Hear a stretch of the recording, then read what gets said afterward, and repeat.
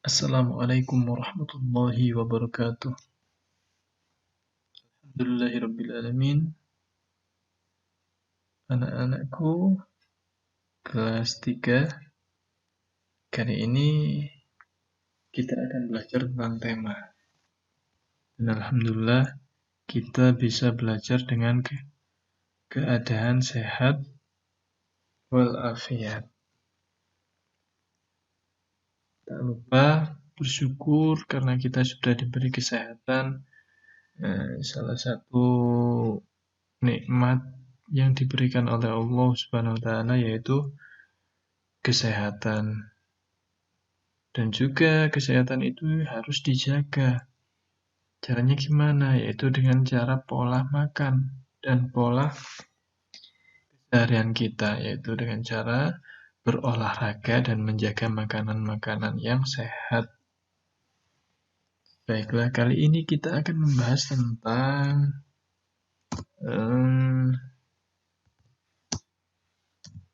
menghargai perbedaan. Nah, sebelumnya pada pertemuan sebelumnya kita sudah membahas tentang makhluk hidup tumbuh dan berkembang. Nah, kali ini di sini akan kita bahas khusus, yaitu setiap manusia itu memiliki perbedaan. Pada bacaan tersebut, perubahan tinggi dan berat badan manusia berbeda-beda. Kekuatan manusia pun juga berbeda-beda. Perubahan tinggi dan berat badan serta kekuatan adalah contoh pertumbuhan dan perkembangan manusia. Nah, setiap orang itu berbeda.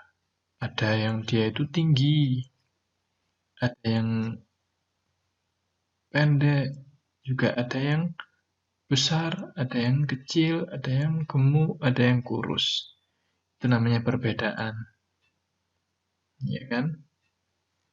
Kita harus selalu bersyukur atas apa yang diberikan oleh Allah Subhanahu wa taala kepada diri kita, pada tubuh kita. Nah, sekarang yang kedua, pertumbuhan dan perkembangan dipengaruhi oleh makanan, kebiasaan olahraga, dan faktor yang diturunkan oleh orang tua, yaitu faktor keturunan. Kalau misalnya orang tuanya tinggi, biasanya itu anaknya tinggi. Kalau orang tuanya gemuk, biasanya itu anaknya juga gemuk. Nah, itu adalah faktor keturunan. Kemudian Tuhan menciptakan berbagai macam makhluk berbeda-beda. Nah, perbedaan ini adalah karunia. Kita harus saling menghargai dan menghormati perbedaan tersebut. Jangan kita itu kalau melihat orang, dia itu kurus, badannya kering, kita itu olok-olok, itu tidak boleh. Nah, oke, selanjutnya. Nah, itu ada gambar. Sebelum gambar, di situ di atasnya ada tulisan. Tuliskan sikap yang akan kamu lakukan, kan? Jika melihat beberapa hal seperti berikut. Yang pertama, kamu melihat teman yang kesulitan mengambilkan benda di atas tempat yang tinggi. Sikap yang akan kamu lakukan adalah, sikap yang kamu lakukan kira-kira apa? Nah, nanti diisi, ditulis, boleh dicetak pada modul, diisi di modul, boleh. Kalau tidak sempat mencetak, boleh ditulis di kertas atau buku tulis. Kemudian selanjutnya, gambar kedua.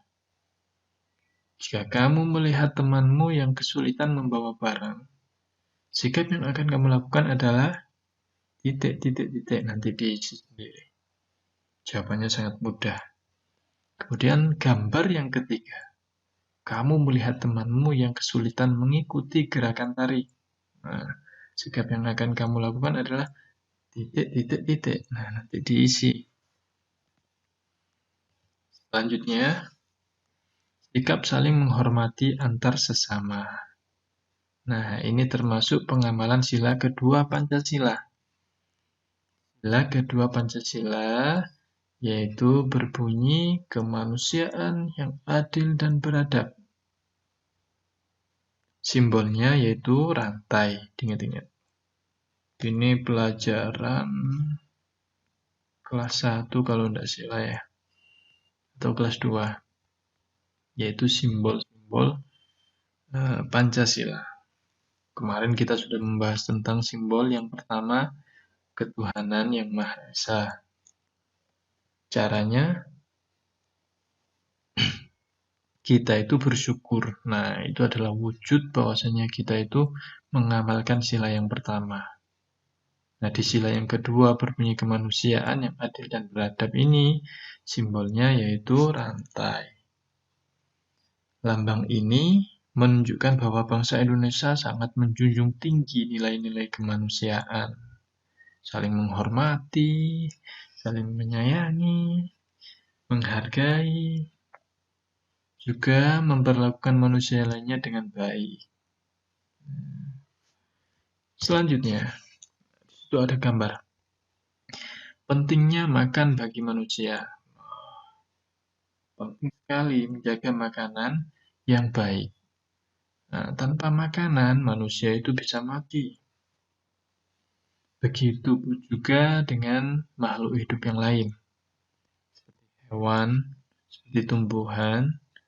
Ketika tidak ada makanan, dia itu akan mati karena kelaparan. Makanan itu sangat penting untuk kesehatan manusia. Makanan itu sangat berpengaruh terhadap pertumbuhan dan perkembangan manusia. Makanan yang penting untuk pertumbuhan dan perkembangan adalah makanan yang menyehatkan, itu bergizi. Berikut makanan yang menyehatkan dan bergizi. Yang pertama, makanan pokok. Makanan pokok itu yaitu makanan semisal nasi, kentang, jagung, roti, ubi, dan sagu. Kemudian yang B, lauk pauk. Misalnya daging ayam, daging sapi, ikan, tahu, tempe, telur, dan cumi.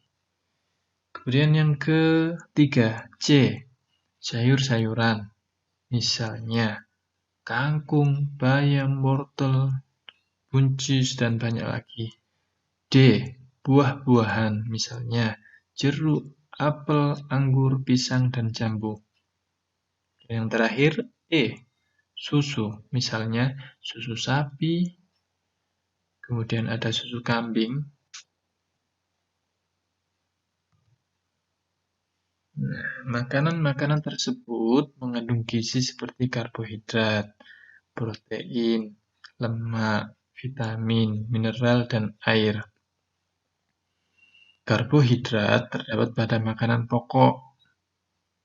Makanan pokok itu seperti tadi itu yang disebutkan, nasi, dan sebagainya itu. Nasi, ada kentang, jagung, roti, ubi, dan sagu. Nah, itu namanya makanan pokok. Kalau protein terdiri atas dua jenis, yaitu protein hewani, yaitu protein yang dihasilkan oleh hewan seperti daging, dan protein nabati, protein yang berasal dari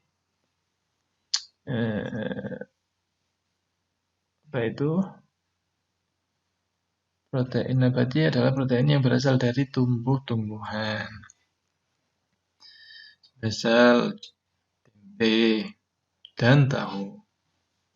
Kemudian vitamin banyak terdapat pada sayur-sayuran dan buah-buahan.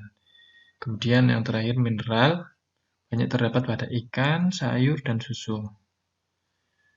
Nah, kemudian jagalah makanan yang kita makan agar selalu bersih dan menyehatkan. Makanan yang bersih, menyehatkan, dan bergizi akan membantu pertumbuhan dan perkembangan manusia dengan baik.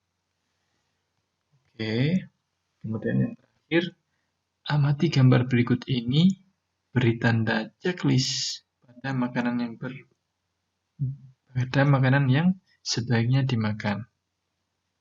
Kemudian tanda silang pada makanan yang sebaiknya dihindari.